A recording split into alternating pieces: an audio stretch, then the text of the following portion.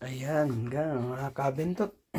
Binaklas natin yung washing machine kasi kahit anong dami ng tawag dito, downy ang linalagay. Ayan, ang dungis na pala dito sa loob niya.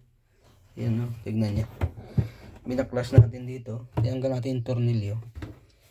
Tapos alisin natin. Tignan niya. Ayan, ang dungis, oh. Ayan, ayan. Ang dungis sa loob niya. Ayan. Tinanggal natin ito. Itong ano niya. Ito, tanggal na. Ayan. Ito, tignan niya ang dungis, oh. Tapos, yun sa loob. Oh, ang daming dungis. Ayan, oh. Oh, kailangan matanggal yun. Ayan.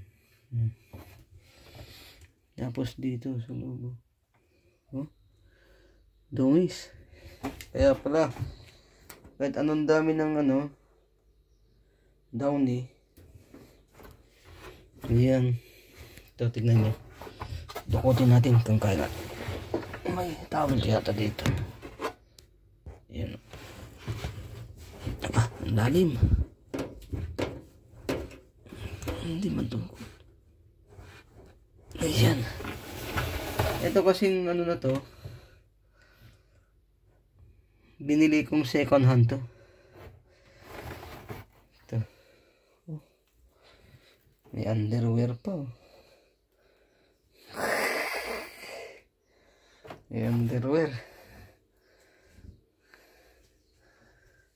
Ah. Tapos meron pa doon. Oh. Lalim. Kaya sobrang dami siguro. Kaya umaapaw. Yun, oh. Nakasabit lang pala to. Yun, oh. Kaya pala. Oh. Kailangan malinis to. Ayan. Makuha lahat ng mga ano. Siguro iba-vacuum na lang yun. So, linisin natin to mga kabentot. Ayan. Ganito lang ginawa ko. Binaklas ko lang. Tapos ito. Binaklas ko din. Para malinisan. Para doon. Ayan. Hindi ko madukot yung nando sa loob eh. Kuha tayo ng tong. Ayan. Sige mga kabentot. Pagka may washing kayo na sa bili nyo, second hand, ganito rin ang gawin nyo. Madali lang naman pala baklasin. Ayan na. Sige na. Babay na mga kabentot.